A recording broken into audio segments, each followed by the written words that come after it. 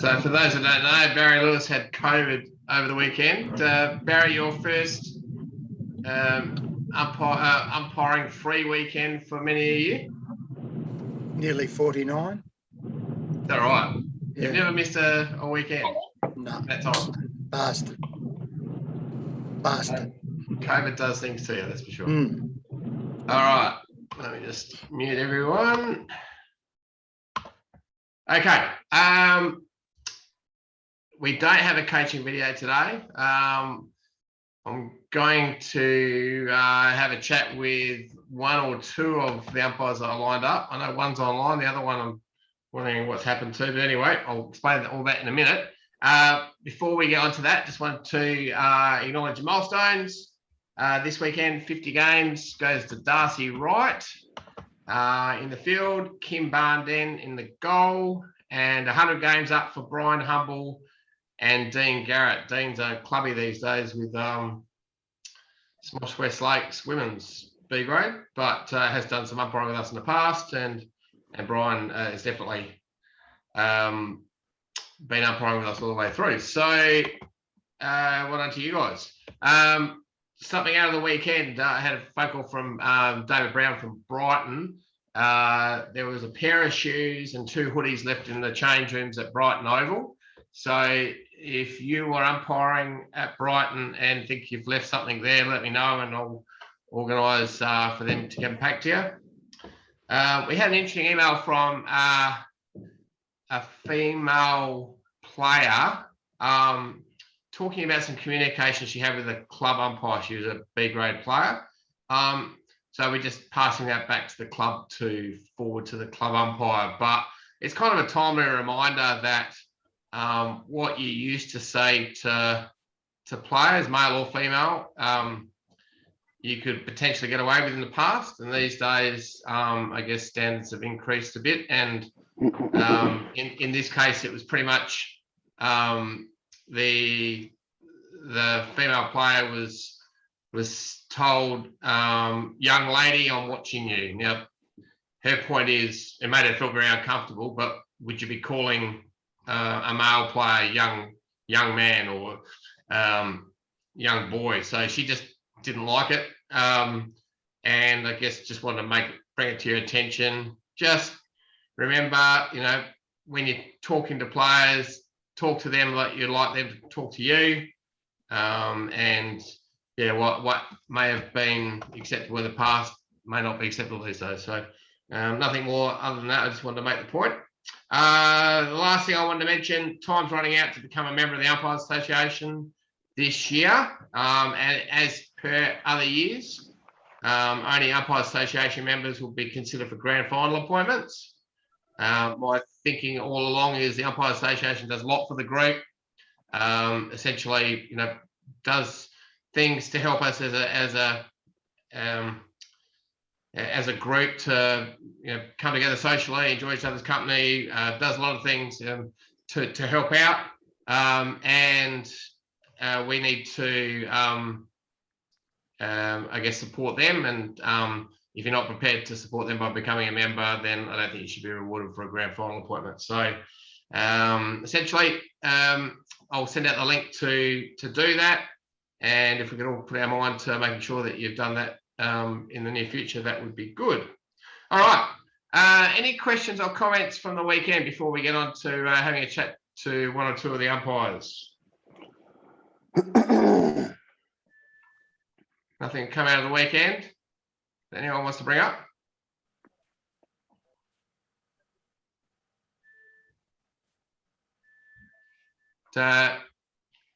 All right. Without any further ado, I see he's unmuted himself. Emmanuel, how you going? Emmanuel, yeah, good. Thanks. How are you? Yeah, good, mate. So, you hear me?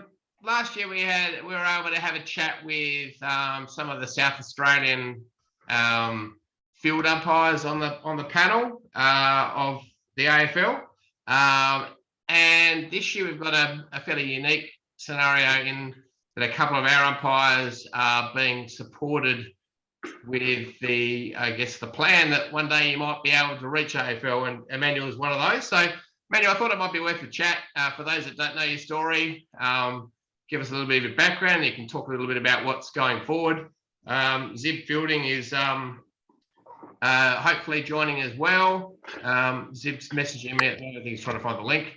But Emmanuel, while I try and get in touch with Zib, maybe just give the guys a bit of a rundown of your background, you know, where you were born, where you were raised, I guess your playing history, what you're doing these days. Yeah, give everyone a good feel for where you've come from.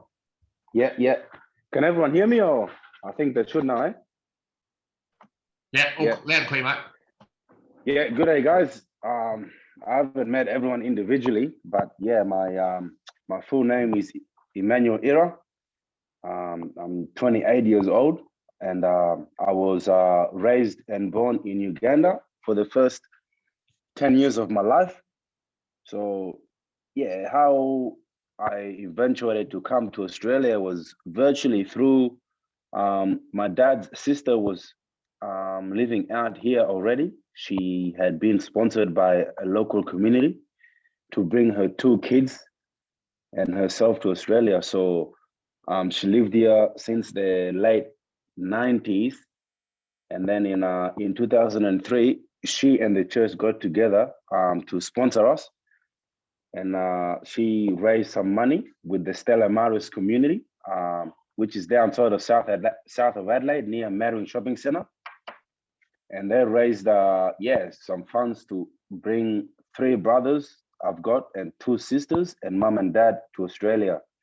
So that happened in 2003, which, I was very young and I wasn't really knowing what was going on. I was a teenager, young lad. And yeah, it was just, when we got here, it was just, it was very, like a movie, not really understanding what was going on. We couldn't speak English at all.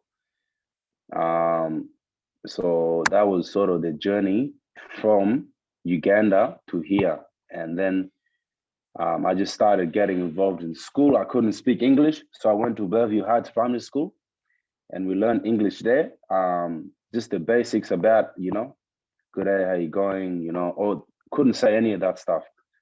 So I couldn't speak English at all. We learned English there, and then I was lucky enough, I don't know, this is just, whether the stars aligned or what, but I ended up at Stella Maris, which then feeded into Sacred Heart Middle School. So that journey again was, everything is new. Obviously, you're a young kid running around. I was obviously involved in soccer. Football is what we call soccer football back in my homeland. I played that for the first few years, but then when I got to Sacred Heart, it was all about footy. And I was like, what's this sport? What's this about? I had no idea what was going on. Absolutely lost in it, but I just wanted to sort of, try and have a kick, and had no idea about how to kick it. The first training session that I actually got invited to have a kick was I went out there with some shin pads, and which was like unheard of or unseen. So just little stories like that I can recall very early in my school career was exciting for me. But then I started playing at school at Sacred Heart, and then I started really enjoying it, and it gave me something to talk about on a Monday morning at school. It was just, when you can't even understand or begin to explain how you love doing something. You're outside, you're with your friends. It gave me a lot of connection to the community. It taught me different skill sets, like, discipline and resilience. So I just played the whole way through. Anyway, I went through my school journey, learned English, finished Sacred Heart. And then I was pretty decent. I went to South Adelaide, and I actually even just walked out to training. I said, look, I want to have a go out here. They didn't invite me or anything. They're like, oh, who's this guy? Because they'd probably never seen a sort of a dark skin colored person before from my background. So they were very surprised, but I just sort of came out and gave it a go.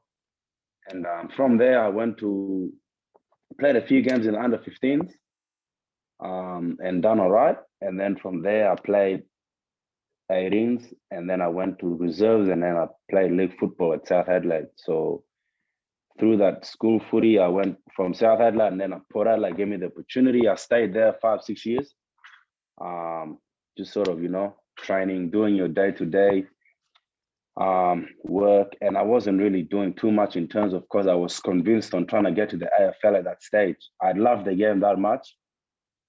And what it had given me in such a short time, I decided to dedicate however long or whatever I took to get to the AFL. I was going to do that. So I did that. And I luckily got the opportunity at 22 years old. Port Adelaide rookie listed me from South Adelaide. So I played in the Magpies. I didn't quite get an AFL game, which was a bit disappointing, but played for 2 years there. And then I got delisted at the end in 2019.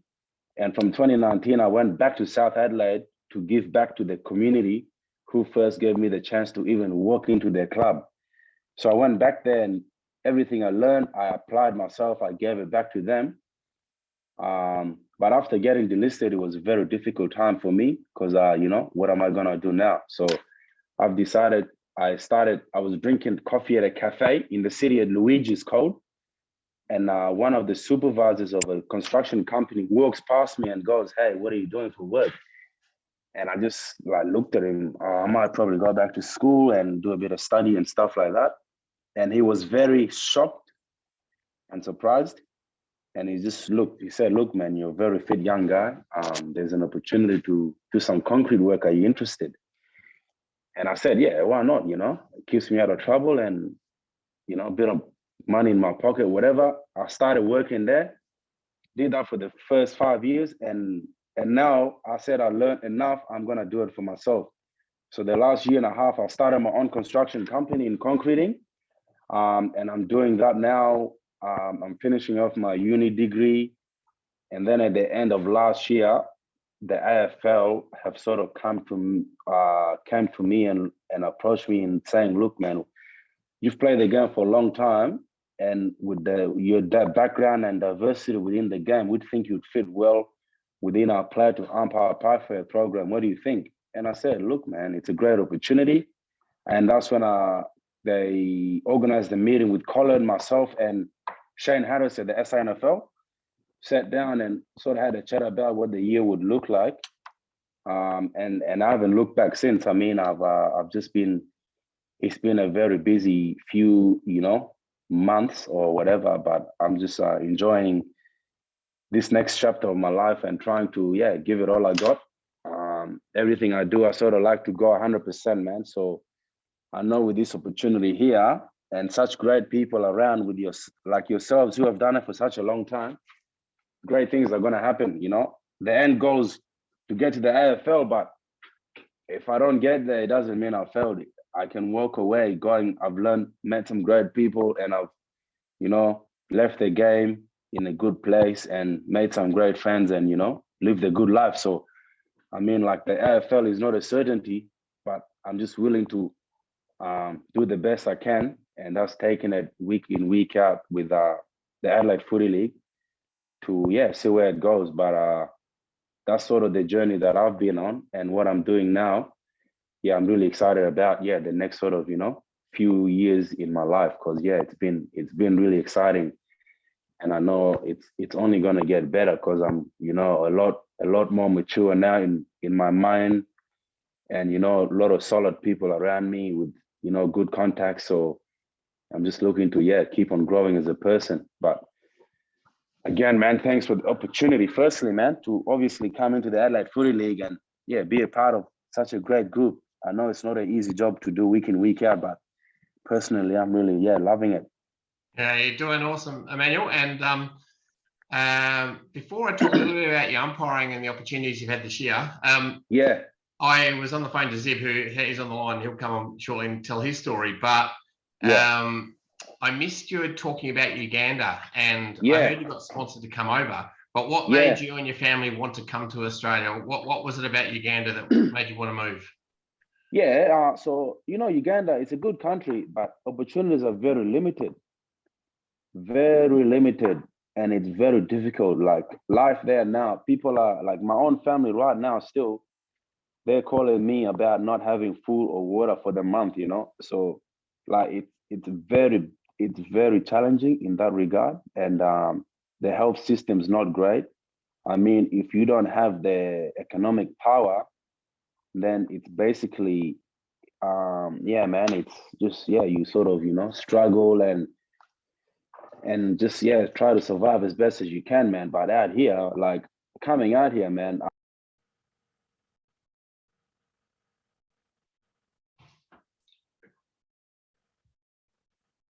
Oh, Emmanuel, I can't hear you, mate. I think you've got suddenly muted.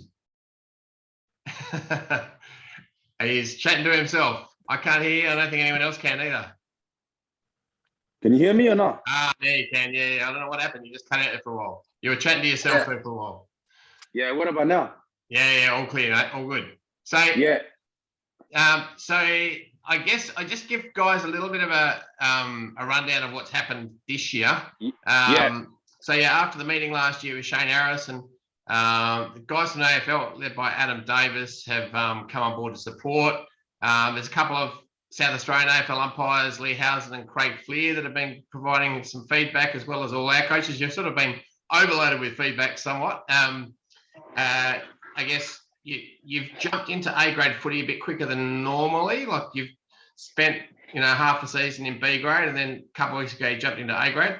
I had a phone call. I didn't tell you this, Emmanuel. I had a phone call from Matt Burgess, the senior coach from Broadview last week, and he just raved about you. He just said he's a breath of fresh air, with his words. And I think your strength, Emmanuel, is the way you communicate. You're pretty cool. The players think they can really relate to you.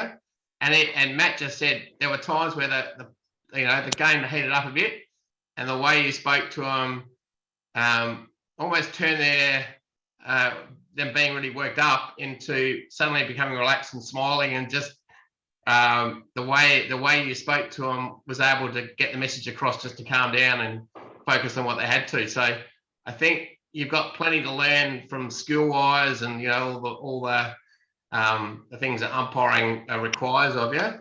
But yeah, the fact that you've been a player, the fact you relate so well to the guys, it's going to carry you a long way. Yeah. I just try to. Can you hear me, everyone? Yep. Yeah, I just try to sort of like remember when I was playing, as a young player or as an older player, the umpires that sort of, they explain things, and they just don't make a call, and then sort of don't really understand what's going on. I sort of want to be that type of umpire who tries to let the players know what's going on, why that happened, or what you thought of that play. You know what I mean? So yeah, I'm just trying to sort of approach it in the way that when I played, how I liked certain umpires to officiate the game. And I really like that feedback from a playing perspective. And I know as players, you want to know what's going on, You don't want to just make a hold in the ball. You say, I just follow up. Look, man, you took 1-2 steps and you got tackled. I saw you had prior opportunity. That's as simple as that, And they know, yep. And they probably agree 99% of the time. But even if they get done and you sort of don't really say anything to them, they're thinking two different things in their mind. Was it not? If you clarify that with them, then they know it was in their mind, that they tend to move on pretty quickly. So as a player, you move on from decisions quickly. I think you hold on if you're not really explained or you don't understand why that happened, So yeah, I just sort of draw on a lot of my playing experiences, like you said. Yeah, nice. Very good. Might come back to you, Emmanuel, but I want to Zeb, are you there? Can you unmute yourself? I did see you joined before. Yep. Yeah. So maybe, Zeb, you can do what Emmanuel has done and give everyone a rundown of your background and what you've done to get to this point. Yeah, sure. So my name is Zivian Fielding, if you don't know. And I'm from Mimilly community. It's in the far northwest region of South Australia, in the APY lands. So you look up the map, dead set, smack right in the middle. I moved to Adelaide back in last year, 2021, for for uni, but also my daughter who's got a scholarship to go to school where I went to school at Mercedes College. I went there back in 2010, 11 and 12 and graduated there. So very, very privileged to have the opportunity to get a scholarship or tuition paid for and to go to school. And I think that's what my journey in life or this next chapter that I'm stepping into is to try and encourage more of my Indigenous people of where I'm from to get into mainstream schooling or get scholarships or help them get scholarships and get a good, well, a decent education compared to, the learning that's being taught in our remote communities. The level is quite low compared to, I guess, the mainstream or the Western English standards. So yeah, I think I moved that way for my daughter's education, but also for my own as I'm progressing into becoming a general practitioner. I've been doing that for the last 3 years. This is my final year. Been doing my undergrad. But yeah, I used to play a lot of footy. But now the insurance side of it all is quite, costly, and living in North Adelaide, it's not the cheapest. So I decided to give it up and thought I'll give the umpiring a crack. I love to play an authority figure. So I thought being on a footy field, but also, just having fun. Joining up with the Adelaide Footy Club, I find it's a sense of a community there that kind of breaks up, I guess, my fast lane life. I'm always on the go. I've got a 6-year-old daughter and a single parent as well. So when I come out on Wednesday nights, I really enjoy it. But I've also got the dream of making the AFL, and I've been talking to the likes of Paul Vandenberg from Jimdo Foundation, but also a bit of the Adelaide Football Club. And I did make some contact with Shane Harris back in 2020. The communication kind of got lost there during COVID, but I think E-Man jumped on the bandwagon. I kind of said, "Oh, can I please kind of jump on that pathway as well?" So this year I've been doing a couple of the NAB championships, which has been an experience as they do the 3 umpire system, and I think I'm just trying to learn from coming from a 2 umpire system and then jumping into the 3. But that is the AFL standard. So this whole process, this learning for me is, I guess good for me, but I want to use this as a bit of a role model for, my people of where I come from, and, just trying to promote to them that they can, if they can just put their hands up or take on the opportunity, things will come their way. So it's more to try and help promote my people of where I come from and give them the opportunity, because I do believe in, you can't be what you can't see. So I'm happy to kind of sacrifice, I guess my temple is to be a role model for my people and my community. So yeah, fantastic. And a name that you've mentioned in the past is Glenn Jones, who's probably the last that's right, VFL-AFL Aboriginal umpire. So yeah, have you ever met Glenn? No, I haven't actually. But Adam apparently is going to connect me up, so hopefully I can meet the great man. But how it'd be? We haven't had an Aboriginal AFL umpire since the 80s, so it is about due time.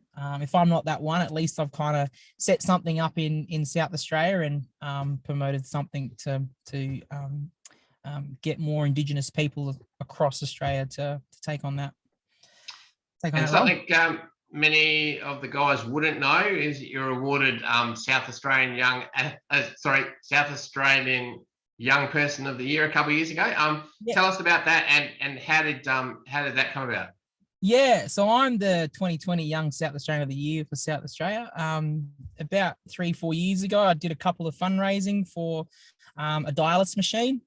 I ran a ultra marathon of 63 kilometers from my neighboring community to my hometown, and I helped raise over $55,000 for a dialysis machine.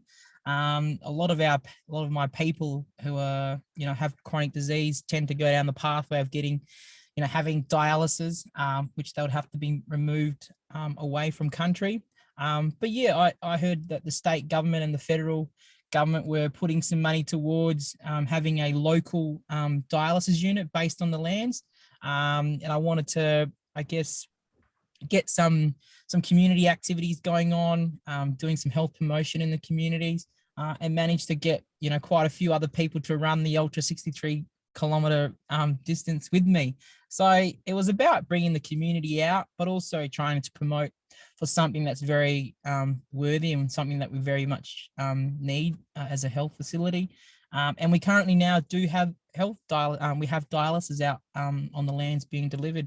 It's been tough in the last kind of 2 years with COVID, but now we're kind of moving pre-COVID. So yeah, got recognized for that, but also did some fundraising for a community gym. I rode almost 710 kilometers across the Simpson Desert back in 2019 and raised about $35,000.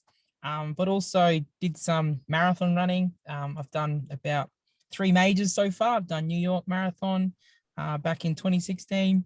I ran Boston back in 2018, and Tokyo back in 2019. And this year I'm training for London in October. They pushed it back due to COVID. So running is kind of like my forte, as most of you know, I guess, down at training. I do take it a little bit serious. So yeah, I mean, if I can bring my marathon and the umpiring together and try, I mean, sometimes I'm tempted to touch the footy when I'm umpiring because I just get that football instincts back.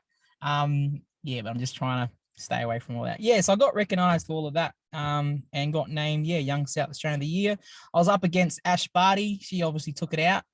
So at least I can say I was on the same kind of, on the same podium as one of the great tennis players of all time. So. Speaking of which, you were there last year to see her win Australian Open and in front and centre on the TV. Yeah, well, it was actually this year. She retired this year, but she played her final Australian Open this year. Yeah, I was there, had the big Aboriginal flag and representing the mob. I think I got I got more TV time than actually Ash Barty. So. Yeah, front and centre, no doubt. So for those of you at training and you see Zib running, you'll now know why when Simon has a rest period, Zib keeps running. He's just a machine, absolute machine. So essentially, Emmanuel did get invited to go onto the fast track with the AFL, and Zib was added to that, and they were sort of working together. And yeah, let's see how far it takes it. Zib's, I guess, also been fast tracked this year. He's done his first Div 1, doing really well.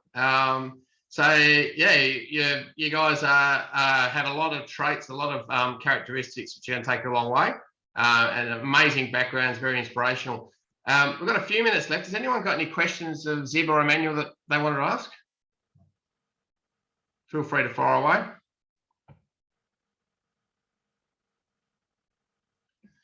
If not, I'll keep asking questions. I've got one. Yep, fire away.